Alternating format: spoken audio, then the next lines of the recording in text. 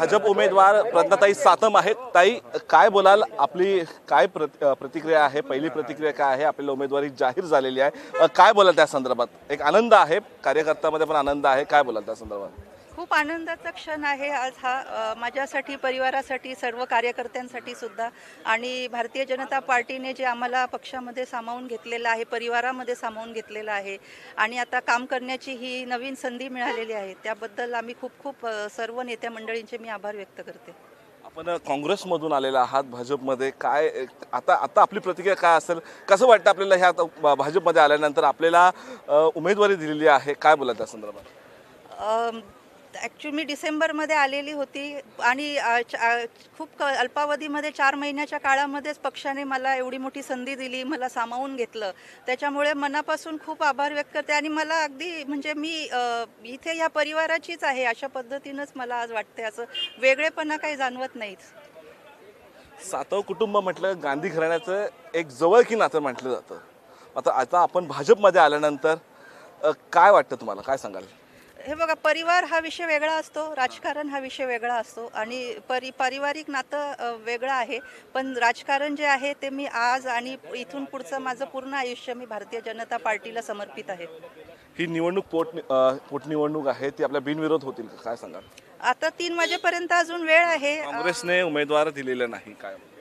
3 वाजेपर्यंत वेळ आहे, अजून कोणाचा फॉर्म आलेला नाही आहे. त्याच्यामुळे शक्यता तर आहे की हे बाय इलेक्शन्स हे बिनविरोधच होतील अशी आशा आहे. महिला बिलबद्दल काय? आपण महिला आहेत, महिला आरक्षण ह्या तर आता सांगितलं जातं, महिलांसाठी वेगळं आरक्षण होणार आहे पुढील 1 महिन्यानंतर. त्याच्याबद्दल आपण महिला म्हणून आपण कसं बघता ह्या गोष्टीकडे? महिला आणि पुरुष हे दोन्ही एका रथाचीच चाकं असतात आणि दोन्ही जोपर्यंत सोबत चालत नाही तोपर्यंत गाडी नीट चालू शकत नाही. आणि त्याच्यामुळे महिलांना संधी देण्यासाठी जे भाजपने हा कायदा आणून प्रयत्न केला आहे त्याबद्दल खरोखरच एक महिला म्हणून खूप आनंद होत आहे. परंतु दुर्दैवाने तो कायदा पास होऊ शकला नाही. तरीही हा कायदा लवकरात लवकर पुनश्च एकदा येईल हाऊसमध्ये आणि तो पारित होईल अशी आशा व्यक्त करतोय. आणि त्यासाठी जे काही आम्हाला महिलांना करावं लागेल ते आम्ही करू. देवेंद्र फडणवीस यांना काय बोलाल?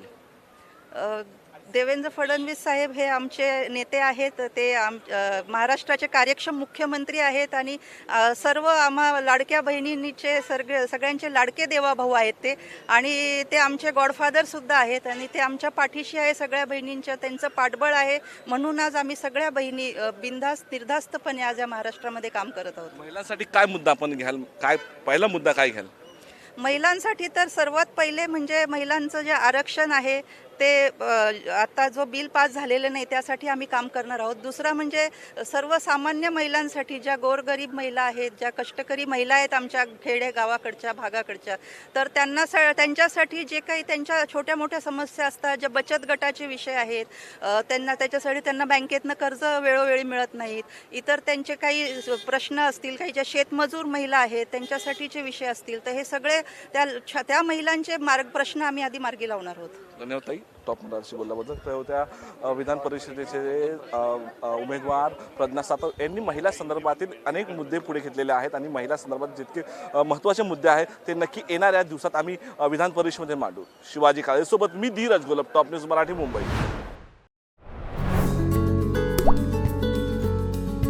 आता जोकासू STP या अत्याधुनिक जॅपनीज तंत्रज्ञानाने सुसज्ज, quick installation, energy efficient, noiseless blowers, low maintenance या आणि अशा वैशिष्ट्यांनी परिपूर्ण जोकासू STP तंत्रज्ञान प्रकल्प उभारणीपासून ते विक्री पश्चात समाधानकारक सेवा देणारी, भारताबरोबरच परदेशात देखील प्रकल्पांची यशस्वी उभारणी करणारी company Deccan water treatment private limited.